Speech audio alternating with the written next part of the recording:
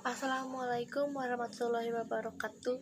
Perkenalkan, nama saya Ismi Septiani dari Fakultas Sains dan Terapan Prodi Agroteknologi semester 4. Di sini saya akan menjelaskan sedikit materi tentang pupuk organik.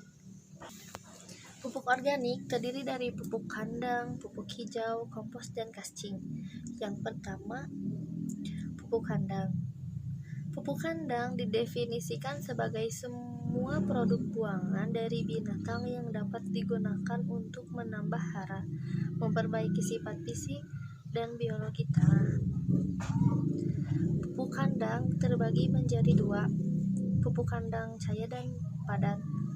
Pupuk kandang padat merupakan kotoran ternak yang terdiri atas padatan yang belum dikomposisikan, juga yang sudah didekomposisikan sebagai sumber hara terutama N. Pupuk kandang cair merupakan berbentuk cair yang terbuat dari kotoran hewan yang tercampur dengan urin hewan atau kotoran hewan yang dilarutkan dalam udara tertentu. Sebagai contoh, pupuk kandang ayam, pupuk kandang sapi, pupuk kandang kambing, pupuk kandang babi, pupuk kandang kelinci. Yang kedua, pupuk hijau. Pupuk hijau adalah pupuk organik yang berasal dari tanaman atau tanaman sisa panen. Bahan dari tanaman ini dapat dibenamkan pada waktu masih hijau atau segera setelah dikomposkan.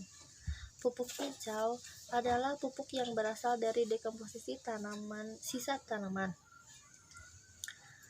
Pupuk hijau adalah pupuk yang berasal dari dekomposisi sisa tanaman.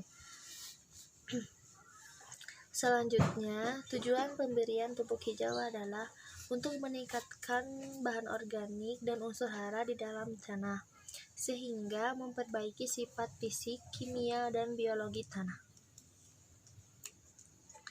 Jenis tanaman atau tumbuhan yang dibuat untuk pupuk hijau dari jenis legum, karena tanaman ini memiliki kandungan hara nitrogen yang relatif lebih tinggi dari jenis tanaman yang lain. Manfaat dari pupuk hijau baik sebagai sumber hara maupun pembenah tanah telah banyak diakui. Namun aplikasinya masih dinilai lebih rendah dibanding aplikasi pupuk buatan. Selanjutnya, yang ketiga, kompos. Kompos merupakan bahan organik seperti daun-daunan, jerami, alang-alang, rumput-rumputan, dedak padi, batang jagung, sulur, serang-serang, serta kotoran hewan yang telah mengalami proses dekomposisi oleh mikroorganisme pengurai, sehingga dapat dimanfaatkan untuk memperbaiki sifat-sifat tanah. Penggunaan kompos sebagai bahan pembenah tanah dapat meningkatkan kandungan bahan organik tanah, sehingga mempertahankan dan menambah kesuburan tanah pertanian. Kompos memperbaiki struktur tanah yang semula padat menjadi gembur, sehingga mempermudah pengolahan tanah.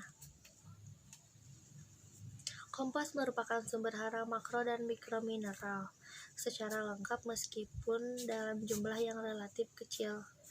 N, P, K, Ca, Mg, Zn, Cu, B, Mo, dan Si.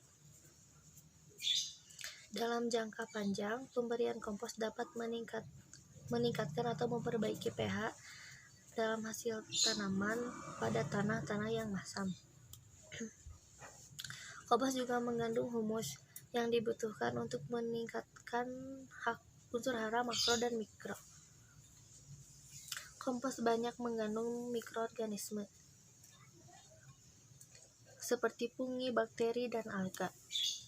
Akan tetapi, mikroorganisme yang ada di dalam tanah akan terpacu untuk berkembang.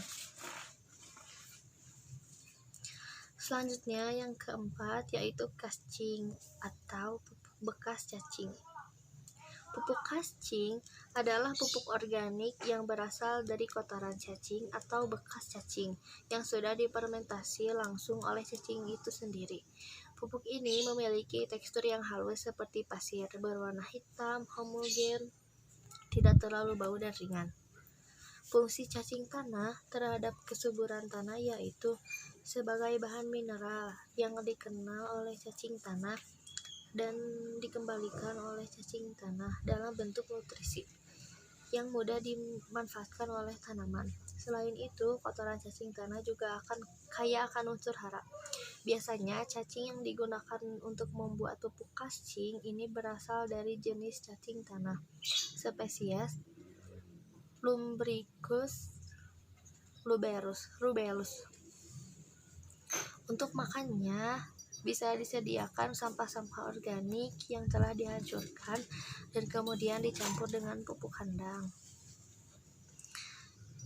Jadi itu yang disebut dengan pupuk cacing. Sekian dari saya materi yang saya sampaikan. Mohon maaf bila ada kekurangan dan kesalahan. Wassalamualaikum warahmatullahi wabarakatuh.